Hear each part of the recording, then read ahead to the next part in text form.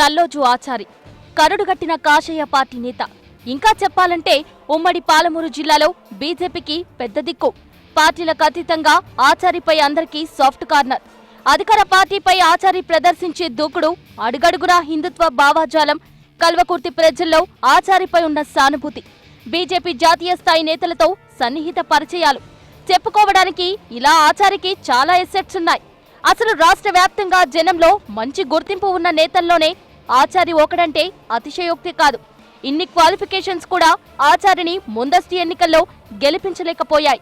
కల్వకుర్తి నుంచి పోటీ చేసిన ఆచారి టీఆర్ఎస్ అభ్యర్థి జైపాల్ యాదవ్ చేతిలో ఓడిపోవడం ఇప్పుడు బీజేపీ కార్యకర్తలను కూడా డైలమాలో పడేస్తున్న అంశం. ఇంతకీ ఆచారి ఓటమికి కారణాలేంటి? జనం సెంటిమెంట్ కూడా ఆచారిని ఎందుకు గెలిపించలేకపోయింది? బీజేపీ అగ్రనేతల ప్రచారం సైతం కల్వకుర్తిలో ఎందుకు వర్కౌట్ కాలేదు?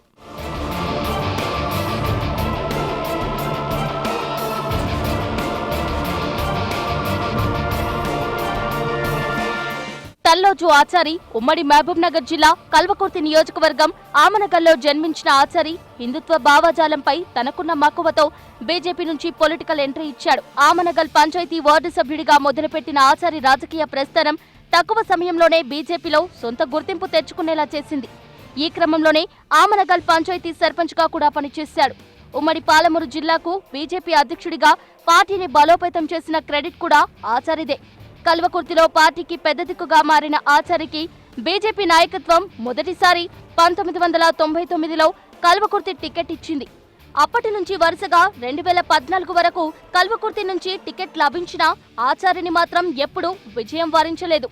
ఇక ఇప్పుడు 5వ కూడా కల్వకుర్తి నుంచి బీజేపీ అభ్యర్థిగా ఆచారి బరిలో దిగాడు.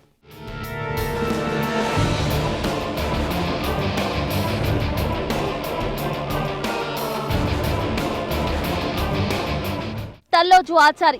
ఈయన పేరు కంటే ముందు ఈయన వినిపించే హిందుత్వ వాదమే ఎక్కువగా ఫోకస్ అవుతూ వచ్చింది.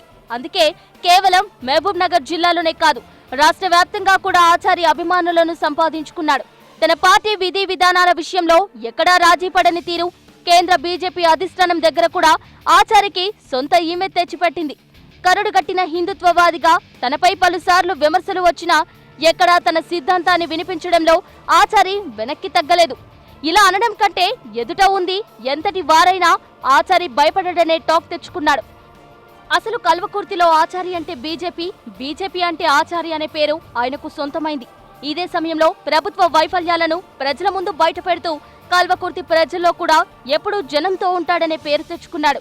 ఒక్క మాటలో చెప్పాలంటే ఆయన వేసే పంచ్లకు ఫైర్ బ్రాండ్ ఇమేజ్ కూడా వచ్చి ఆచారి ఖాతాలో చేరింది. ఇంత బ్యాక్గ్రౌండ్ ఉన్నా సరే ఆచారి ముందస్తు ఎన్నికల్లో టీఆర్ఎస్ అభ్యర్థి జైపాల్ యాదవ్ చేతిలో 4000 పైచిలకు ఓట్లతో ఓడిపోయాడు.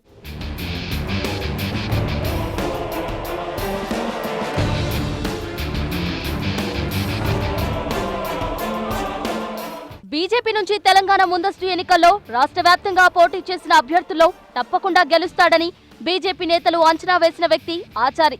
కానీ అలాంటి ఆచారి కూడా అతి తక్కువ మెజార్టీతో ఓడిపోవటం కాషాయ పార్టీ కార్యకర్తలను కూడా డైలమాలో పడేస్తోంది.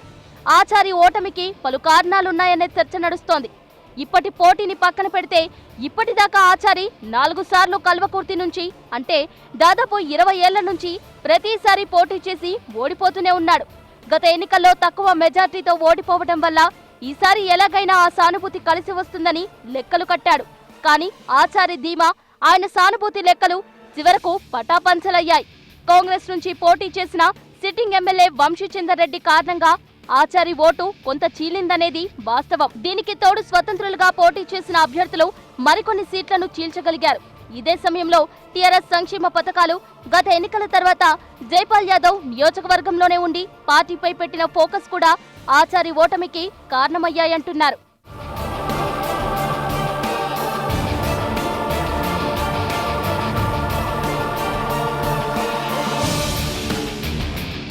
ఆచారి ఓటమికి మరో ప్రధాన కారణం బీజేపీ టీఆర్ఎస్ పొత్తులో ఉందంటూ అంతర్గతంగా జరిగిన ప్రచారం. ఈ కారణంగా ఆచారి ఓటు బ్యాంకు టీఆర్ఎస్ వైపు మొగ్గింది. ఇదే సమయంలో మజ్లిస్తో టీఆర్ఎస్ లో లోపాయికారి ఒప్పందం కారణంగా మైనార్టీ ఓట్లు కూడా టీఆర్ఎస్ వైపు మళ్లాయి.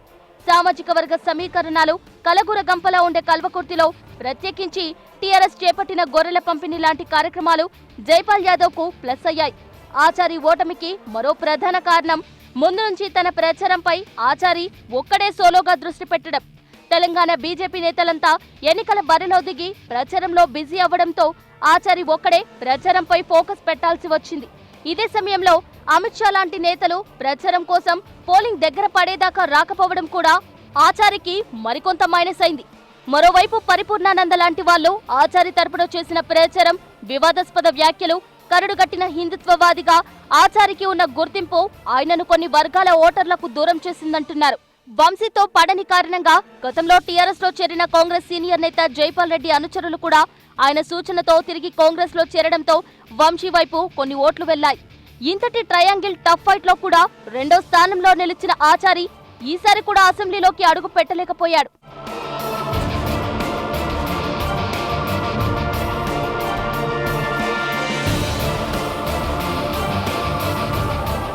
జనానికి అందుబాటులో ఉండే నేతగా గుర్తింపు, జనంలో సానుభూతి, ఇలాంటి ఎన్ని ఎసెట్స్ ఉన్నా అధిష్టానం ఫోకస్ సరిగా లేకపోతే ఎంతటి అభ్యర్థైనా ఓడిపోతాడనడానికి ఆచారి ఓటమే ప్రత్యక్ష ఉదాహరణ.